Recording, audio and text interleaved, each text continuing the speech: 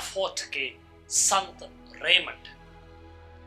Raymond का जन्म Catalonia में 1175 में हुआ। कैनन लॉ एवं सिविल लॉ दोनों में डॉक्टरी की उपाधि प्राप्त करने के बाद उन्होंने कई सालों तक कैनन लॉ के शिक्षक के रूप में कार्य किया।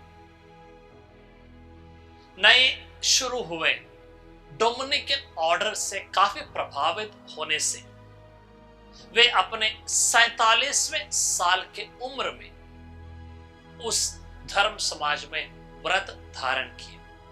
उन्हें संत पापा के तरफ से निमंत्रण मिला कि वे रोम जाएं और कलीसिया के नियमों का एक सारांश तैयार करें। वे राजा जेम्स प्रथम के आध्यात्मिक गुरु थे। जब राजा ने अपने लिए एक उपपत्नी को लेकर आया तो रेमंड ने उन्हें चेताया कि ये अच्छा नहीं है और उनसे आग्रह किया कि वे उपपत्नी को त्याग दें। राजा तैयार नहीं हुए। ऐसे में रेमंड ने कहा कि वे द्वीप छोड़कर चले जाएंगे। राजा ने उन्हें रोकने की कोशिश की और यह भी बताया कि वे नाविक जो उन्हें लेकर पार होंगे उन्हें मार डाले जाएंगे। ऐसे में रेमंड समुद्र के तट पर आकर अपना कोट उतार दिया और उसे पानी पर फेंक दिया। उस कोट पर वे चढ़ गए। अपने हाथ में जो डंडा था उससे चलाते हुए वे निकल पड़े। 6 घंटे अपने कोट पर सवार होकर बार्सिलोना तट पर रेमंड पहुंच गए। कई 100 नाविकों ने बड़े आश्चर्य से रेमंड को उस कोट पर सवार होकर बार्सिलोना तट पर पहुंचते हुए देखा। राजा को इस बात की खबर लग गई और वे अपने किए पर पश्चाताप करते हुए सही जीवन बिताने लगे। 60 साल के उम्र में रेमंड ने संन्यास ले लिया और एकांत जीवन बिताने लगे। 1 साल के बाद तरागोना महाधर्म प्रांत के महाधर्माध्यक्ष के रूप में उन्हें नियुक्त किया गया, मगर वे इनकार कर दिए। 1238 में ऑर्डर ऑफ प्रीचर्स धर्म समाज के वे जनरल चुने गए।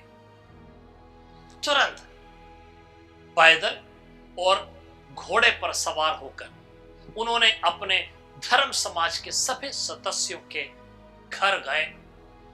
अपने पुरोहित भाइयों के माता पिता से मिले। उन्होंने इस धर्म समाज के एक नए संविधान की रचना की। उनका जीवन कलीसिया के प्रति समर्पण भाव, यीशु शास्त्र के प्रति प्रेम, पारंपरिक भक्ति, इन सब बातों के एक मिश्रण है। 1275 में 100 साल की उम्र में रेमंड की मृत्यु हुई। 1601 में वे संत घोषित किए गए।